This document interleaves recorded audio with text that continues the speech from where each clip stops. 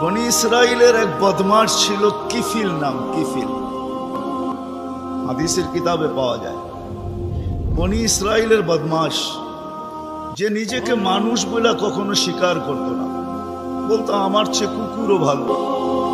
কেননা প্রতি রাত্রে তার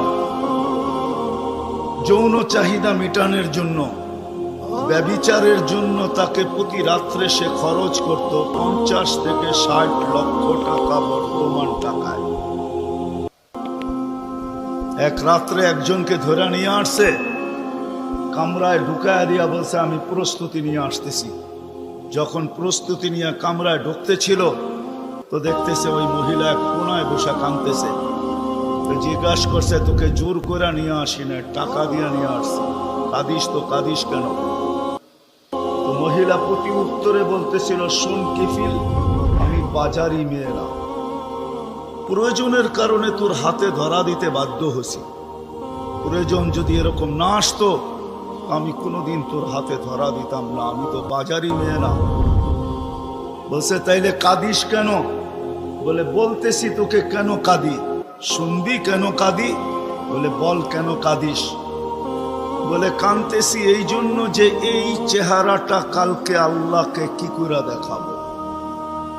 বোঝেন নাই মনে হয়? বুঝলে দিল ফেরা যাওয়ার কথা। আজকে তো আমরা হাজারো গুনাহ করে কোনোদিন ভাবি না যে এই চেহারাটা আল্লাহকে কি করে দেখাবো। রাগ হয় না যুবক, তোমাদের পায়ে হাত রাখে। 24 ঘন্টা নেটের ভিতরে কত গুনাহ করো, নিজের টাকা খরচ করা।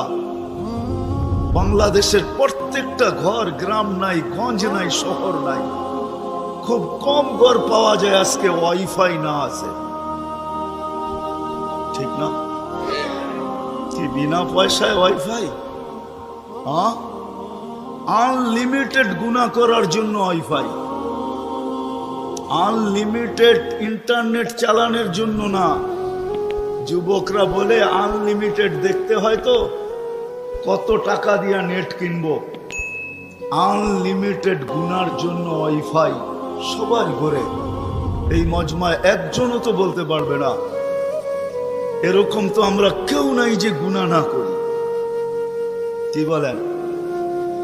হ্যাঁ, মুহাম্মদুর রাসূলুল্লাহর কারণে বেঁচে গেছি। কুরবান যাও মুহাম্মদুর রাসূলুল্লাহর উপরে। এই রসুল যদি আমাদের নবী না হইতেন তাহলে কোনোদিন মনে হয় এই হাদিস আমাদের কাছে আসতো না। আস্তুরুকা ওয়ালাউ তাখশানি। আল্লাহ বলে উম্মতে মুহাম্মাদি, তুই আমাকে ভয় করিস না, কখনো ভাবিসও না যে আমাকে চেহারাটা দেখাবি। তো দেখাবি কি কইরা? 24 ঘন্টা গুনাহ করিস আর আমি 24 ঘন্টা লুকোচুরি খেলতে থাকি, আমি 24 ঘন্টা লুকাইতে থাকি। তুই গুনায় অভ্যস্ত, আমি লুকাইতে অভ্যস্ত। তুই গুনাহ ভালোবাসিস, আমি লুকাইতে ভালোবাসি। তোর কাছে গুনাহ মজা লাগে, আমার কাছে লুকাইতে মজা লাগে। তোর স্বভাব গুনাহ করা, আমার স্বভাব লুকানো। মুহাম্মদুর রাসূলুল্লাহর উম্মত না হইলে মনে হয় এই ঘোষণা হতো না। কুরবান যাও মুহাম্মদুর রাসূলুল্লাহর উপরে। এই মজমায় তো একজনও নাই যে কোনো দিন 1 মিনিটের জন্য ভাবছি যে গুনাহ তো করি, কিন্তু কালকে এই চেহারাটা আল্লাহকে কি করে দেখাবো। আমার কথা মনে হয় বোঝেন না। মহিলা কিফিলকে বলতেছিল কিফিল, আমি বাজারি মেয়ে না, বিপদ তোর হাতে আমাকে নিয়ে আসছে, কিন্তু কাঁদতেছি কেন জানিস? কালকে এই চেহারাটা আল্লাহকে কি করে দেখাবো। বলতে দেরি কিফিলের দিল ছিদ্র হতে দেরি হয় না, ভ্যাট করতে দেরি হয় না।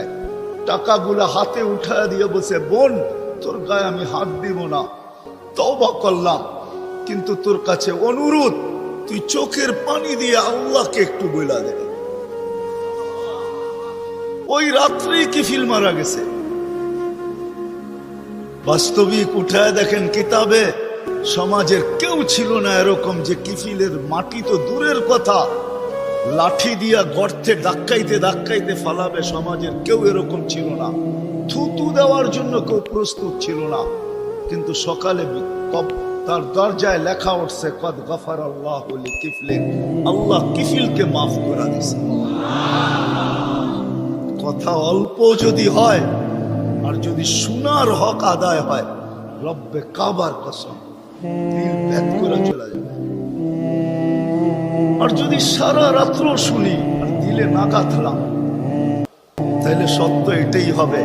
যদি আমি এখন প্রমাণ দিই তো দিতে পারবো আমাদের শোনার মাত্রা কতটুকু আর আমলের মাত্রা কতটুকু, কার বয়সের মাত্রা কতটুকু আর শোনার মাত্রা কতটুকু আর আমলের মাত্রা কতটুকু।